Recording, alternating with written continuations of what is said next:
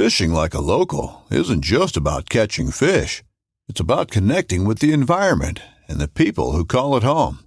It's about hearing the stories and traditions that have been passed down for generations and sharing unforgettable moments with the people you meet along the way.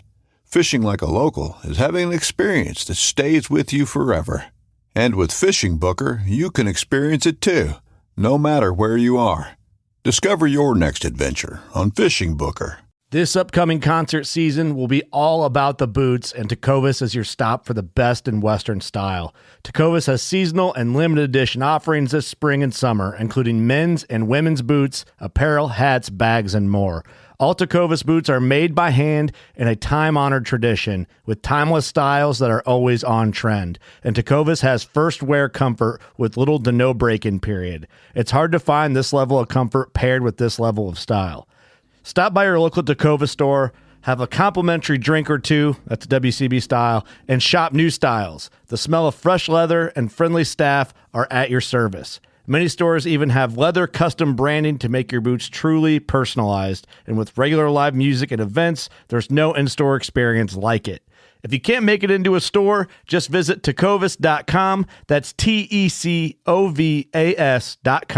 They offer free shipping on all boots, as well as free returns and exchanges, and ship right to your door. Go to tecovas.com and find your new favorite pair of boots today. It's done. Connor McDavid! It's not real! The goal of the year, Panarin! part of the past. The celebrations, forgotten. The history, Vegas Golden Knights! history.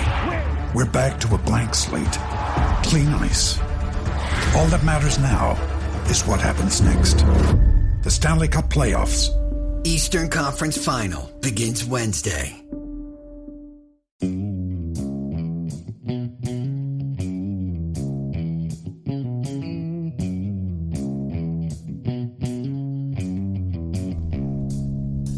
All right, welcome back to the Survival and Basic Badass podcast with Kevin and Chuck. Today we're going to talk revolution. I was reading about Mao Zedong, and he has that book on guerrilla warfare, and a lot of the prepper books that I read, they cite it and they act like it's some great, mystery information thing. And I thought I was going to have all this great information for you guys, and I was going to be excited. And it was just boring, hammered dog shit. It has a lot of the philosophy, but you're not really learning any cool tactical stuff. Yeah, it seems like it's really about why socialism and communism is so amazing. Yeah, that's wrong. But actually, I thought really, you know what? Kevin's back. We're excited. I thought Kevin could open us up with a nice quote from my boy Samuel Adams. All right. If you love wealth greater than liberty, the tranquility of servitude greater than the animating contest for freedom, go home from us in peace.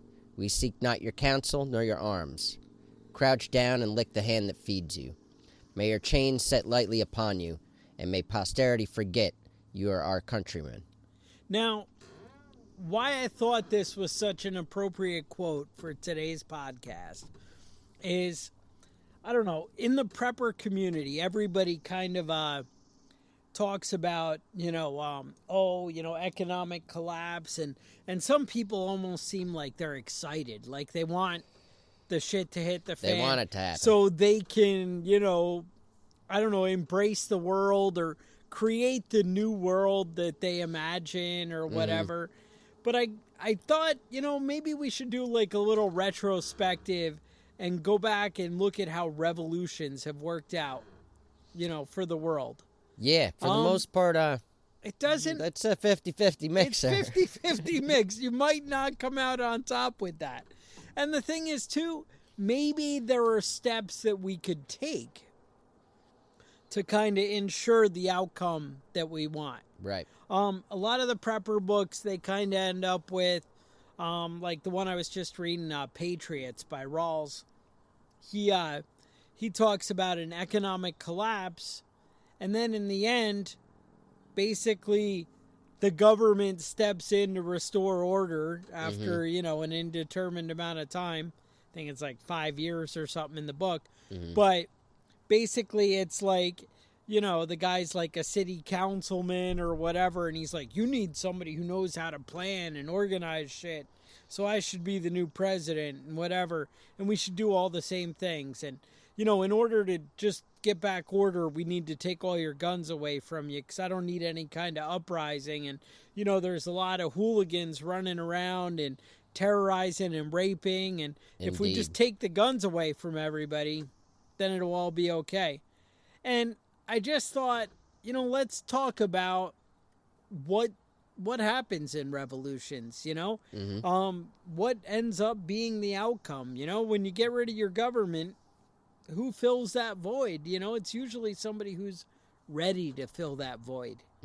And you need to start planning and moving that way if you want things to work out in your favor.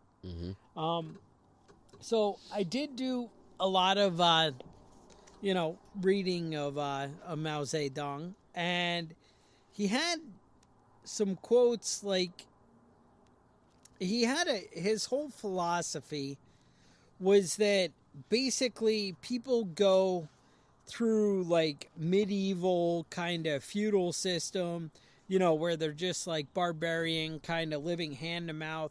Basically, he calls them living as peasants, a peasant society. And basically you go from that peasant society to a kind of more industrial society where things become civilized. And then you go into a democracy, and then that's where he wants to step in and take you into kind of communism. Because I hate to say it, that's where democracy leads you, is into some form of socialism, communism. Generally speaking, yeah. Generally speaking. And then I would say that eventually takes you back to the peasant system. And it's kind of this endless cycle. And I kind of, after reading what he said, was thinking a little bit more. And I was like, in America, we kind of went from, building up into an industrial empire and then kind of getting into the more democratic democracy, because we're not starting out as a democracy. Everybody knows the arguments there, representative, republic, all that. But it wasn't the majority mob rule. And that's what I think of when I say democracy. Right. Is kind of mob rule. The majority are the loudest voices. And I feel like we're definitely heading down that road, where it seems to be, you can bully everybody into, whatever you want. You can lay down on the floor at Publix and get the grocery store to support the political candidates that you want, or, whatever shenanigans. Is that a thing? Yeah, that's a thing. All right. That stupid I'm going to start laying kid down and... from the... He had like a bunch of people go lay down on the floor at the grocery store, and then they were somehow like, oh, you're right, we shouldn't give to political candidates. We're upsetting our grocery store patrons. Yeah. And, Yeah, whatever. the ones that can't get over the people laying on the ground. Yeah, exactly. They were upset. So, that kind of thing. But I feel like America is actually kind of regressing in that we're getting away and we're kind of heading down that road. Well, you know what they say, weak men breed hard times, and hard times breed strong men. Oh, strong men, something. Yeah. Strong men create easy times, and easy times create weak men. Weak men. There you go. And that's I feel like a road we're going down. I almost feel like it's inevitable that we kind of fall apart. And I don't know what will bring our demise. And I'm not praying for our demise. And I guess this is part of the point of today's episode, is that, we shouldn't be praying for our demise. We should be trying to save America. Right. Trying to make America the, greatness that it once was. You should be sharing your values with your kids, your family, your friends, your coworkers. We want to bring it back to its glory. That's what it's all about. And it should always be moving towards that goal. But I also think you might be a little foolish if you're not preparing yourself for a possible decline. Right. I feel like less and less your government is going to be able to be there to help you out.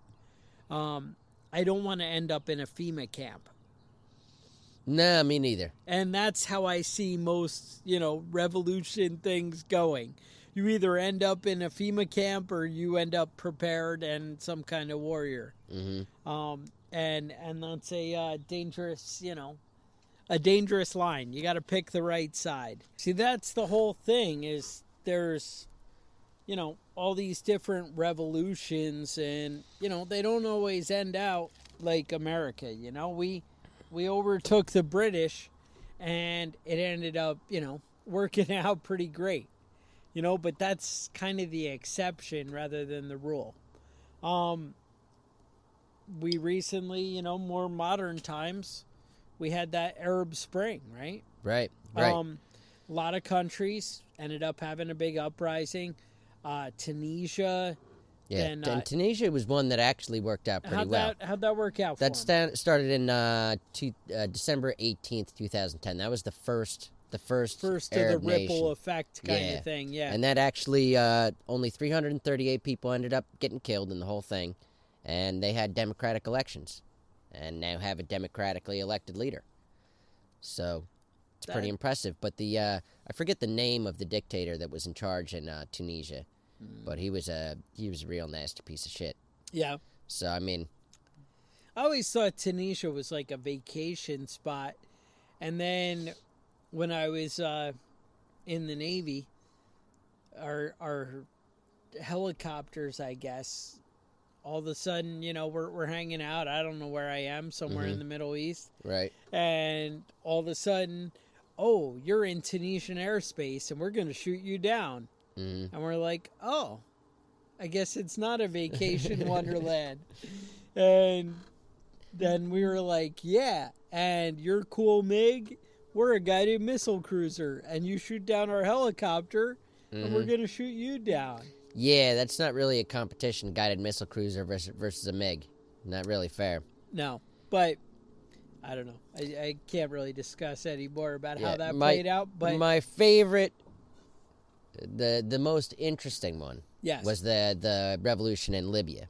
Okay. Do you remember that one? Now, this is where they went in and got Gaddafi there. Yeah, they went in. And They were found doing his some gold bombing. AK-47s, or were they gold 1911s? Did you know that he had an army of Chicks? virgin, women that were his bodyguards? Now, were they virgins though? Who knows? I've seen some of them, They may have and started I out wouldn't. as I wouldn't have virgins. had sex with them. So whatever.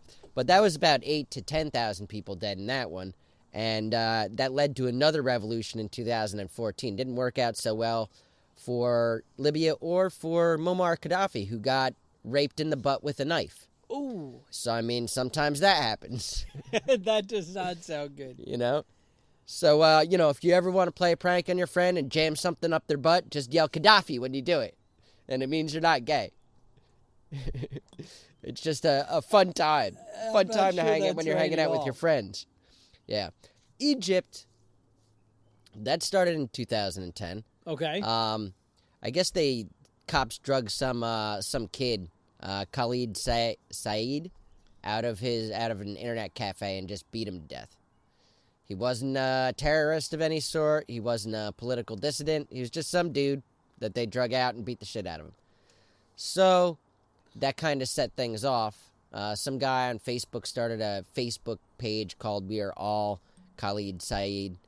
And but are we? Because I'm Chuck. they had that. No, you're not Egyptian. Oh. So they had a big right. revolution. The Muslim Brotherhood took over. All right. And they had another big revolution. 'Cause they were like, no. And honestly, of anybody in the world, the Egyptians are probably the best at having revolutions. Just not fantastic at setting up governments. So we all have our skills. things are actually getting a lot better in Egypt though after the second revolution. How's that? Well, I mean, in the sense that women have a little bit more rights and All right. a I little like bit that. more religious freedom. I like that. A little less poverty now. In a sense, Actually, they're what able I- to what work I and saw strive on for the their own news- dreams. Their own dreams. That's I right. like it.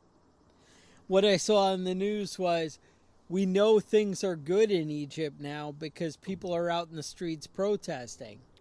Because before, they would have just shot your ass. Right. And they're like, oh, look, everybody's pissed off and protesting. Mm-hmm.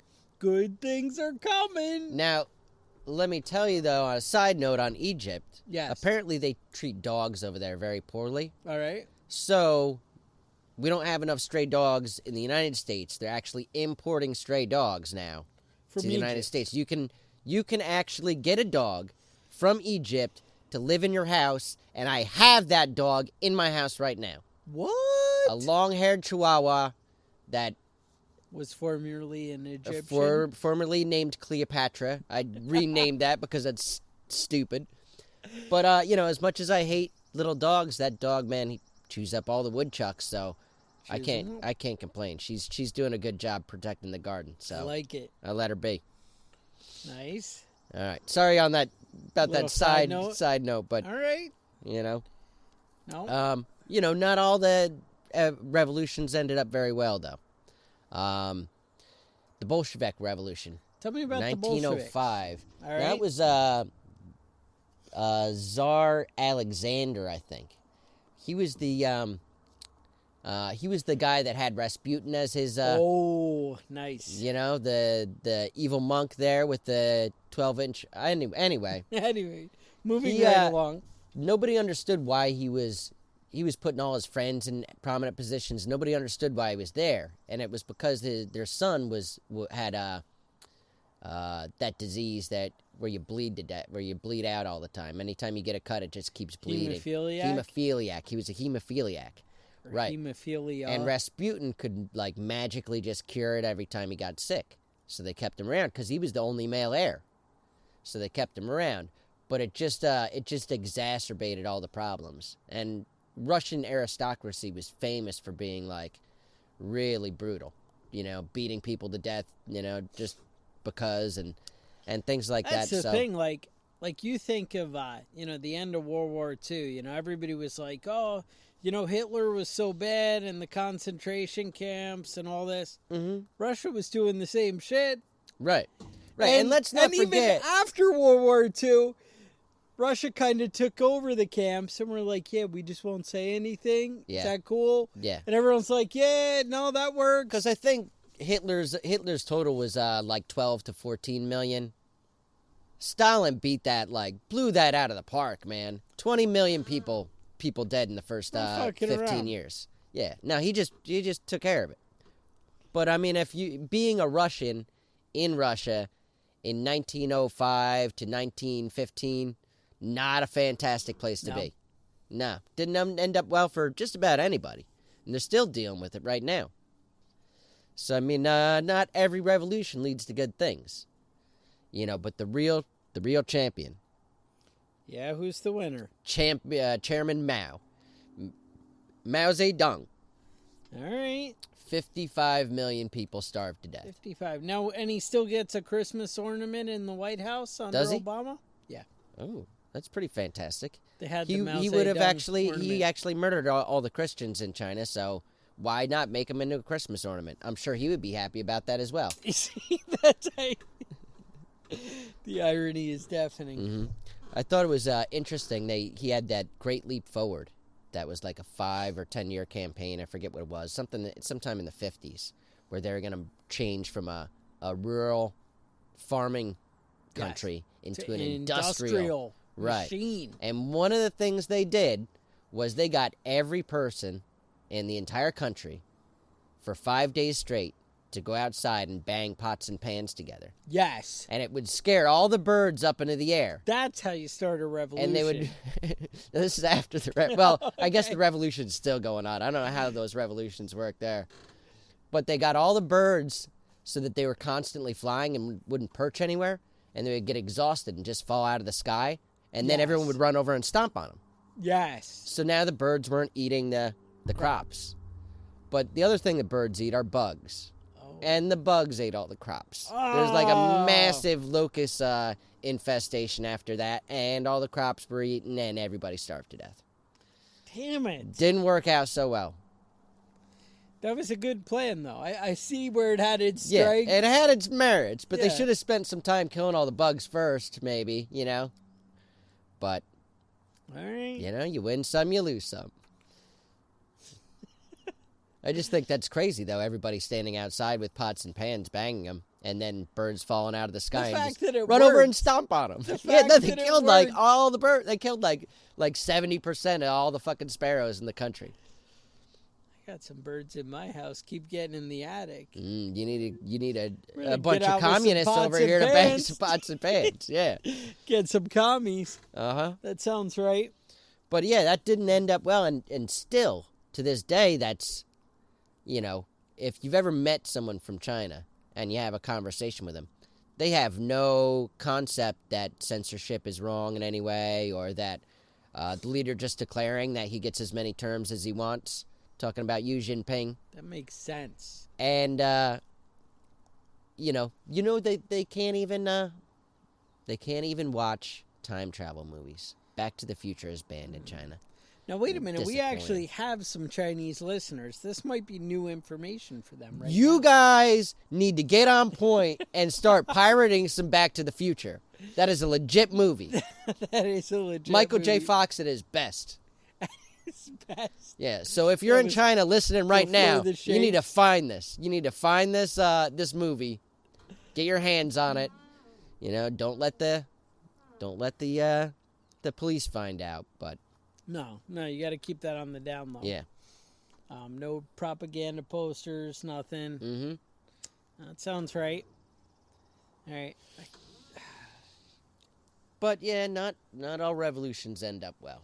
Right. And then when they go bad, it seems like they go real bad. They go real bad. Yeah, I'm waiting for the revolution in Venezuela, but I think most of the people that would start the revolution have already died of starvation. So Yeah, they're all just dying. Now, how is it that America, we think that Venezuela is the example? I I still don't haven't think figured that. that one out. I don't think that. You know, if we get our shit together, this is what we could be like. Uh-huh. I'm not sure that's a good call. Everybody's starving, and yeah, that doesn't sound like what I want. You don't go for that. No. All right. Well, we'll see what happens, you know? Now, the way I imagine it, so, like I said, the reason I kind of went down this road on this podcast is, you know, you don't want to end up in FEMA camps. You got to, you know, just watch how the world plays out. See what's coming. And be prepared with an alternative. Right. I mean, what are you going to do when, you know, when you have no food in your cupboard and the only place that has food Is is the FEMA camp. FEMA camp. The fenced-in camp that once you go in, Now, you ain't going out. that's the thing. See, I mean, I hate to say it. That's a lot of times how they win over the hearts and minds is like, well, you know, you're starving to death, and I have We a have sandwich. Right. Cheese sandwiches for everybody. Bologna. Bologna and cheese. Mm-hmm. That's like you're a millionaire. Yeah. So that's the thing. They're offering bologna and cheese sandwiches, and people are like, well, shit, you know, I'm going to turn in my guns because there's bologna and cheese sandwiches. And I heard they have Netflix. What? Yeah. FEMA camps with Netflix. Netflix and So, chill with your bologna sandwich. I mean, if you have that kind of crap as an option, if you don't have something to provide for your family and your friends, you can't take care of things, then you're going to be forced to make a choice. right. But also, if things do end badly, you need to come up with logical alternatives. Do you understand history? Do you know how the world works? Do you know what, you know, kind of governments are failing and what kind of governments are working? You know, what is freedom to you? You know, I mean, what is going to be your solution? Right. And the thing is, you can't just hide in a cave. You have to kind of have your politics out there. And I don't mean you need to have your business out there. I mean, you need to share with people what's right. People need to know, you know, your kids need to know when you talk to your friends, say, well, I believe this because, and explain things. Attacking things isn't going to help anybody, but explaining and helping people understand why, why freedom is the answer. That's what's going to make the difference in the world. That's how you're going to bring about real change. Right. Yeah, I think a lot of people, my son was actually dealing with this. They were having this was when they were having the protests in Charlottesville. Yes. And his teacher was talking about freedom of speech and saying that certain speech has a negative impact and should not be allowed to exist. Excellent. So, I mean, it's when you think about freedom of speech, it's a marketplace of ideas. You can go through all the ideas and pick the best solution. But when you're limited on what you can say and what you can hear, and that's really what freedom of speech is about, is what information you can attain. Right. And assess and make your own decision about. If people have a bunch of bad ideas, that's fine. You can just cross them off the list. But when you limit the freedom of speech, you're limiting people's choices. You're limiting people's ideas and potential for ideas. So when people talk about, government giving you the right to freedom of speech, that's not government that gives you that right. No. That's God gives you that right. That's a God-given right. It's you got lucky enough to have a government that doesn't take away right that God-given right. Right, exactly. So, I mean, a lot of these things that, when people talk about revolutions, people talk about, changing the world, that's fine. That's fine. I'm all for changing the world, making it a better place. Beatles do have that fun song about it. Yeah, that's right. I was actually just listening to that. But, you have to remember that there's a cost for these things. Yeah. And it may be your life, it may be your child's life, and it may be 55 million of your countrymen that starved to death. So, choose wisely. Choose wisely? Mm-hmm. And with that, I think we'll leave the revolution at that. Now, if you're going to start a revolution, you might need the best parts for your AR-15. Where would you get those? You know where you would get those things would be subscribing to TacPack. Now, TacPack.com actually has a website where they have a program that if you give them $49.95 a month, that's it. They will send you high-value AR-15 and preparedness tools and parts right to your door. They come in a nice, possibly eco-friendly box. I don't know, is cardboard good for the planet? It sounds like it is, right? Sounds like it goes to me. In the bin that says recycle. I know. Yeah. I feel good when I put it in there. Mm-hmm. So we got that recyclable box that's going to come in, and it's going to have all these cool, like, gun things, maybe some utility tools, maybe gun cleaning tools, man stuff. You know how it is. Man stuff, yep. And $49.95. And the thing is, they put way more value because they're buying it all in bulk and getting you the good deal, putting it together. Right. And that way companies get exposed and you see new shit. And then you're like, ooh, I need this. I need more of this. And you're going to tell your friends, everybody, it's a win. The cool thing is, they already know you love AR-15s and guns, because otherwise you wouldn't be giving them $49.95 a month. Mm-hmm. So they set it up that if you use the code BADASS, they are going to hook you up with a free gun cleaning mat that you'll be able to lay all the parts out nice. Now, any of you who've ever worked on an AR-15, you know about those deton springs that when you pull it apart, they shoot across the room and disappear. Mm-hmm. The mat isn't really going to help you with that. I just recommend buying extra. Mm-hmm. That's really the extra only springs? way to go. Extra springs, because that shit's just gone. I got to tell you, I was pulling apart an AR-15 over this past weekend, and one of the kids is sitting there talking to me, And sure enough, I undo the stock, and the stock retention spring shoots up in the little cap that's on it and flies, I didn't know where. My kid's like, oh, it's on the couch right there. And like in between the cushions. Like, Spotted oh, if it you going, dig huh? there. No, you couldn't even see it at that point. I Uh-huh. saw it go down there. And I'm like, really? And I go, and sure enough, there they are. Nice. I'm like, shit. Sometimes it's handy to have kids around. See, kids pay off. Uh-huh. So I'm just saying, maybe something you might want to check out if you love guns, you love working on guns, you love getting a kind of cool parts. And the cool thing is, if you're getting that tack pack delivered, you don't have to like explain to the wife like, oh, I bought all these gun parts. Right. No, it's just tack It's just pack. tack I mean, pack. that comes every month. I don't Yeah. know. I didn't. That's what I do. Yeah. You know, it's not like I'm going to the gun store and buying shit Right. all the time. Come on. Right. Well, also, you know, I've noticed there's been a serious drop off in emails lately. Yeah. Want to hear what you guys have to I say? think that's because you haven't been here pitching for it. preppingbadass@gmail.com. preppingbadass@gmail.com. Yeah, let Now- us know your thoughts and feelings, your hopes and dreams, Feelings. or if you just have a topic you want us to talk about. Now, we actually have a new sponsor coming out next week. I don't want to tell you who it is because I don't want to give it away. You don't want to blow up the spot. I don't want to blow up the spot, but I'm just saying, be prepared for good things to come. And we maybe will tell you about some exciting stuff. A lot of good things, a lot of new sponsors coming up. Yeah. So this was kind of the May sponsors that you were hearing about. Also, My Medic, we can still get you that 15% off. All right. How do we get use that the code 15% off? BADASS. All right.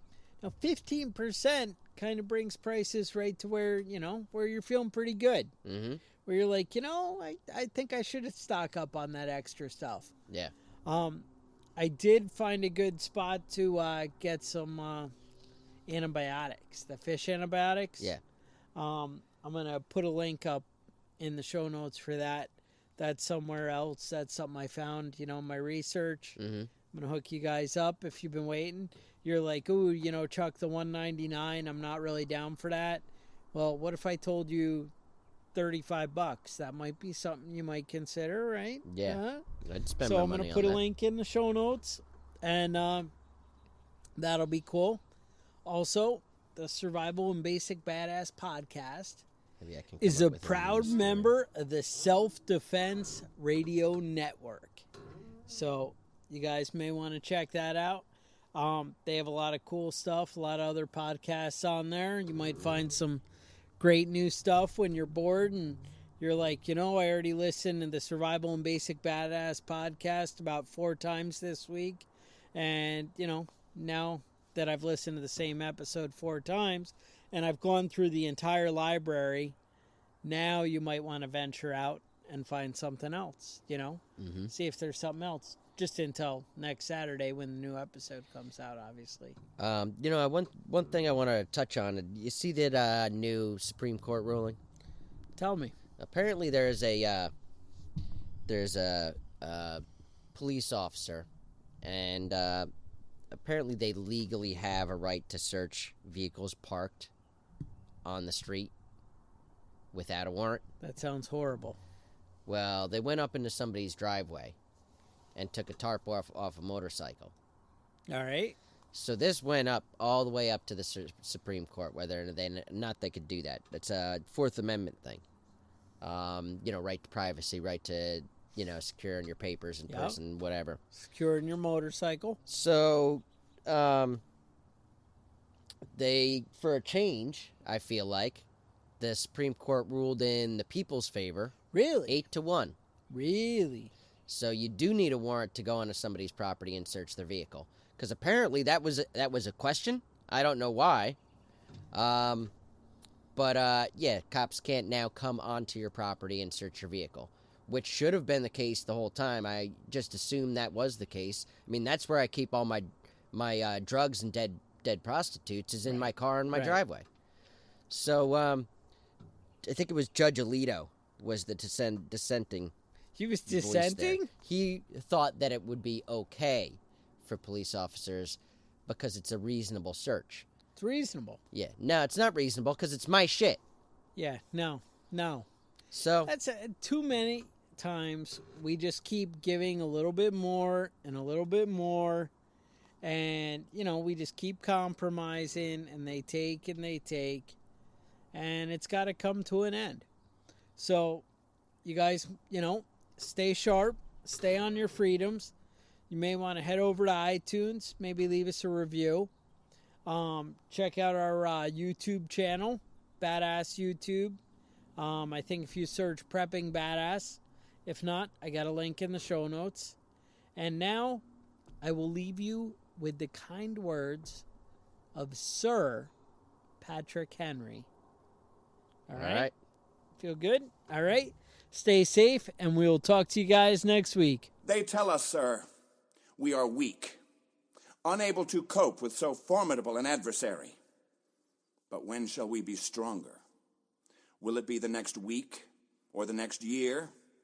Will it be when we are totally disarmed and a British guard shall be stationed in every house? Shall we gather strength by irresolution and inaction?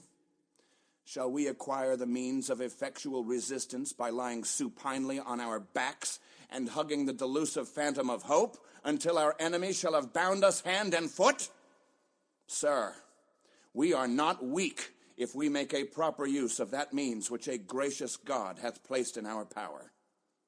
3 millions of people, armed in the holy cause of liberty, and in such a country as that which we possess, are invincible by any force which our enemy can send against us. Besides, sir, we shall not fight our battles alone. There is a just God who presides over the destinies of nations, and who will raise up friends to fight our battles for us.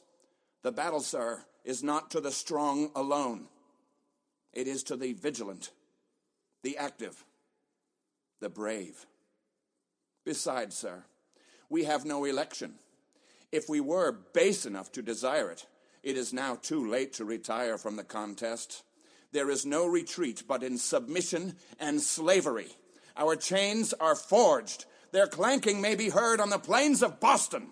The war is inevitable, and let it come. I repeat it, sir, let it come. It is in vain to extenuate the matter.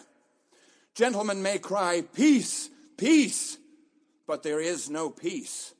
The war is actually begun. The next gale that sweeps from the north will bring to our ears the clash of resounding arms. Our brethren are already in the field. Why stand we here idle? What is it that gentlemen wish? What would they have? Is life so dear, or peace so sweet as to be purchased at the price of chains and slavery? Forbid it, Almighty God.